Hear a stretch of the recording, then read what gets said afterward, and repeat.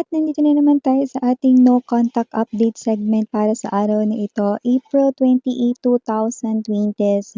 So bago natin kunin ang real-time energies ng person mo, pwede mo siyang isipin ngayon ha, i-pause ang video na ito no, at i-resume back mo na lang kapag tapos ka nang isipin siya. At yun nga no, kung kaya hanap mo naman mga babes no ay parang makichismis lang dito, pwede rin. So, hi and hello sa ating mga bagong viewers. My name is Yan. Welcome. Returning Istambayers. Thank you sa inyong walang sawang love and support for me. At kung hindi mo pa alam, mayroon pa po tayong other channel. Link down below lang sa ating description box. Kaya kung interesado, i-click lang yan para makarating po kayo doon araw-araw ay nag-upload tayo ng collective readings for all signs there. No? Yeah, let's go ahead. Tingnan natin kung may feelings pa ba ang person na to sa inyo. Kung iniisip ka pa ba niya. Real-time energies, ibig sabihin energy niya po ngayong mga oras na ito, ngayong araw na ito. Not yesterday and not even tomorrow, no? Kundi ngayon. So, let us see. Archangel Michael, maraming salamat, Angel Guides. Can we get messages about this person's feelings and emotions? Iniisip pa ba ng person na to si Collective? May feelings pa ba siya kay Collective? Any plans in mind related kay Collective? Actions na gusto rito na gawin related kay Collective? Can you please show me? Thank you so much for your presence every day. Para sa aming readings every day. Thank you so much. Just take only what resonates, sweetheart. Let's see the energies, real-time energies of this person here. Empress. Emperor. Whoa! Empress and Emperor. Hermit. Yan. We have here these three major arcanas lining up right in here. The Moon, another major arcanas, apat na. Eight of Wands, Knight of Cups, pero sasabihin ko sana King of Cups. Ibig sabihin, nag-elevate, na-ascend yung feelings and emotions. Three of Pentacles in reverse position. Eight of Cups, I think this is the conflict now. Four of Swords in reverse. Okay. You know, the message right in here, no? Wala man kayo nitong communication right now. Separated man kayo rito, no? Pero nakita ko rito that with this Empress, Emperor, and the Hermit, look at that. Sinasabi niya rito ng malinaw na malinaw sa sabaw ng pusit na ikaw ang kanyang simula, gitna, at wakas, no? Simula or umpisa, gitna, at wakas. Yun ang na-realize niya rito. Kaya wala ritong dapat nakalagyan siya, kundi sa iyong tabi lamang. Yun ang kanyang biggest realization. Yan. Get ka ba, Miss Yun? Hindi naman. Nagpapaliwanag lang. Pinapaliwanag ko lang. So, nakita ko dito na kung sino man tong energy na to, wala siya ritong gusto, kundi, okay, sa tabi mo, mamalagi. Okay? Pero dahil nga meron ditong sinabi ko sa inyong hadlang dito sa bandang dito. Okay? With the Eight of Cups energy, pwedeng siya ay lumayo, umalis, ginost kayo, inabandon na kayo rito, iniwan, no? Three of Coins energy in reverse, maaring sumama sa iba, thought the grass was greener on the other side, no? Ito ay parang nakalimot sa pundasyon na binuo ninyong dalawa. Okay, so kung ano man yung naging reason ng kanyang pag-alis, it could be another person or third-party interference, whatever that be. Pwedeng tao, pwede rin naman no, na hangarin or pangarap niya, no, na pwedeng yun ang mas pinili, mga ganun. Okay? So, nakita ko na yun yung dahilan kung bakit hindi kayo magkasama ngayon. So, nakita ko dito na itong tao na to, no, ay gusto ritong hilumin ang inyong koneksyon. So, ngayong mga oras na ito, nag-iisip siya, no, kung paano rito maitatawid ang problema na ito. Paano mapagtatagumpayan ang problemang ito. Knight of Cups energy, nakita ko na ang taong ito, no, ay someone dito. Di ba, binanggit ko to bilang King of Cups. So, from Knight to King of Cups, ibig sabihin, itong tao na to ay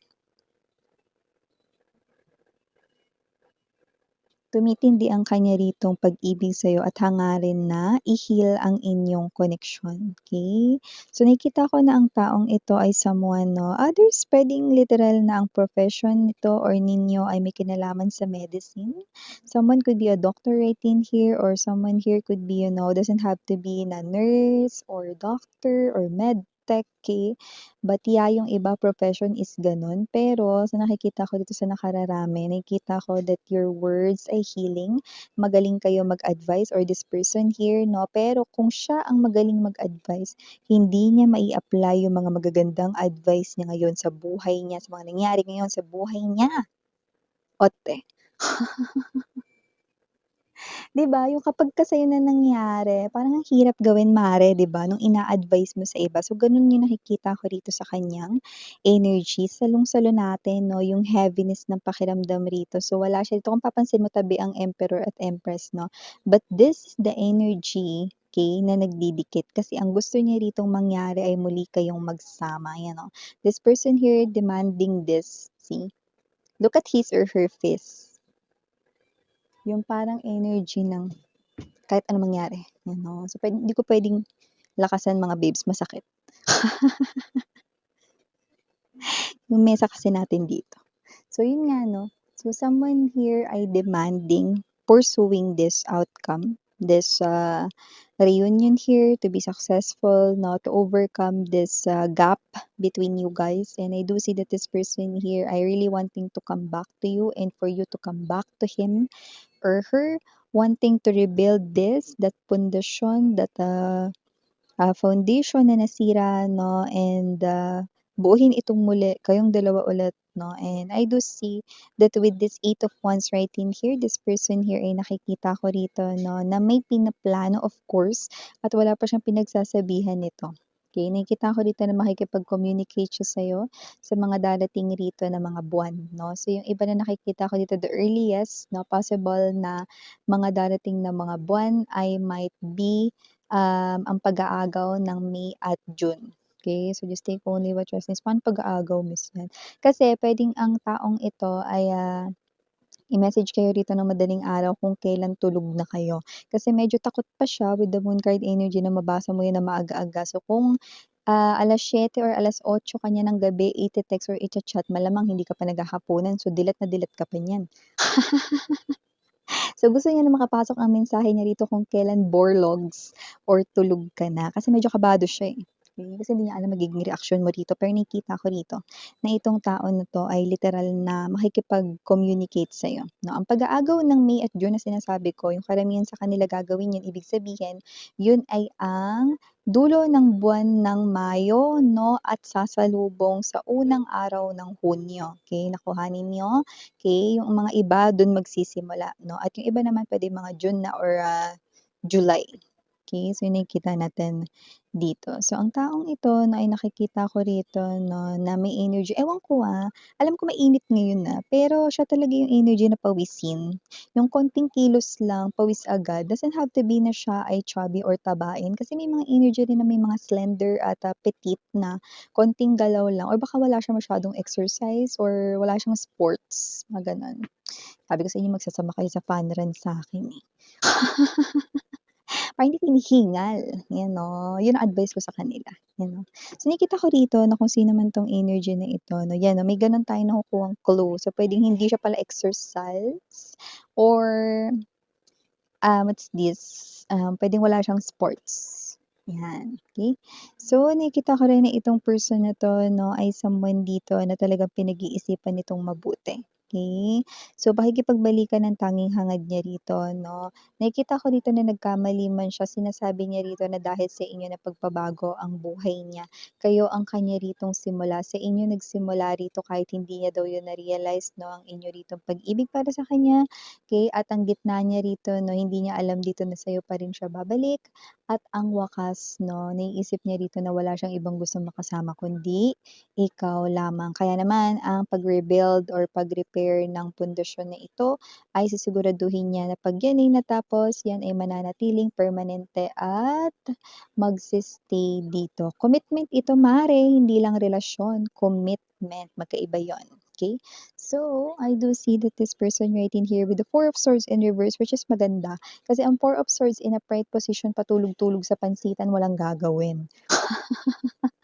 Pero dito with the Four of Swords in reverse, nakikita ko dito that this person here, no, kalakip na paggawa niya ng aksyon ay ang dalangin at panalangin sa may taas na gabayan siya, no, at magtagumpay ang kanya ritong plano na pagsusumamo sa'yo. Idudulog nito sa taas, no, ang kanya rito, no, na pagsisisi, no, at naway tulungan daw siya rito ng heavens para ma-reconnect sa kanyang angel baby. At ang kanyang angel baby ay walang iba kundi ang kapitbahay niyo. Walang iba kundi kayo, ano ba naman yan, yan oh. Ay ko. Ikaw, no, ikaw ang kanyang angel baby dito. So, nakikita natin dito with the Four of Swords in reverse, no. Nakikita ko rin dito na itong person na to, no, ay someone dito na if ever man, no, na i-reject mo yung kanya ritong invitation or first conversation sa inyo, hindi pa rin siya titigil because this is someone here na continuous or tuloy-tuloy dito yung pagbibigay ng actions, paggawa rito, no, ng related actions, no, para magkaroon ng magandang outcome or resulta ang inyong connection. Wala ka namang kailangang gawin mga babes 'no, kundi watch lang dito 'no, and okay, I do see that this person here ay someone na nakikita ko marami siya ritong mga na-realize, mga bagay na puwedeng sinasabi mo lagi, "Lagi ko sinasabi yun sa'yo, lagi mong hindi ginagawa, paulit-ulit, nakakapagod." Yan 'no, I'm hearing you ranting na gano'n, I'm hearing you 'no, na nagrereklamo ng gano'n 'no, and then now all of those things 'no, ay naiintindihan niya na.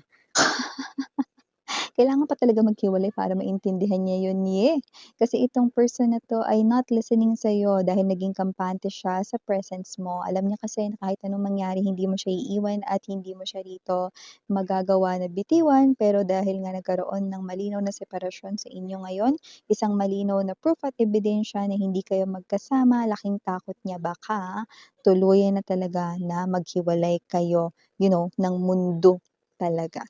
So this person here will do everything with his or her might, all his or her might to make this happen. Yan. So, yun ang nakikita ko sa enerhiya ng taong ito sa araw na ito. Yan ang energy niya yung parang yung energy no ni General Luna no nung tinaas niya yung plug. Nung ipaglalaban na yung dapat ipaglaban 'no. So nakikita natin dito na talagang wala na talaga rito 'no, na urungan at tapang at tao na rito 'no, ang person na 'to. Nandiyan yung tapang niya na nafi-feel ko rito, yung pangbayani talaga mga babes 'no, or medyo ibahin natin 'no, yung parang energy ng alam mo yon 'no, na napanood mo ba yung yung kay what's this, sa Marvel, 'yan 'no, yung kalaban nila si Thanos, 'di ba? Yung sumugod silang lahat tapos kalaban nila si Thanos 'no, grabe napaka-goosebumps nun, 'di ba? Gano'n yung feeling. Gano'n yung feeling na nase-sense ko rito na gusto niya talagang ilaban ang koneksyon na ito. O initials na tayo mga mare, pare. Meron tayo ditong capital letter G, capital letter I, capital letter C, capital letter H, capital letter D, capital letter M, and capital letter J. For small letters, we have I might be more than one. Okay. So we also have here small letter N, small letter R, and small letter P. So, yun yung mga nakita kong initials dito. Pero syempre, nasa inyo pa rin yan mga babes, no? Kung gusto niyo siya rito, no, na paunlakan, okay? Kaya nakikita ko rin dito, no, that this person here, no, gusto niya rin naman kasi na makita mo talaga itong effort niya na ito. So, okay lang, kahit na i-reject mo siya, no, dun sa mga first days na magta-try or mag-a-attempt siya rito na makipag-usap sa'yo or mag-imbita rito sa'yo, no, it's okay, it's alright lang daw, no? Maganda nga yun na oportunidad para makita mo na talagang hindi siya susuko. Oo, nakikita ko na ang taong ito 'no, ikaw ang kanya ritong kalakasan pero gusto ko ring malaman mo na ikaw rin ang kanyang kahinaan. 'Yun, 'di ba? So 'pag wala ka, "Otto ke Sara." 'Yan 'no, paano raw siya mabubuhay dito, "Otto ke." 'Di ba? Mare, 'yan o, sabihin mo daw sa kanya. I like the power.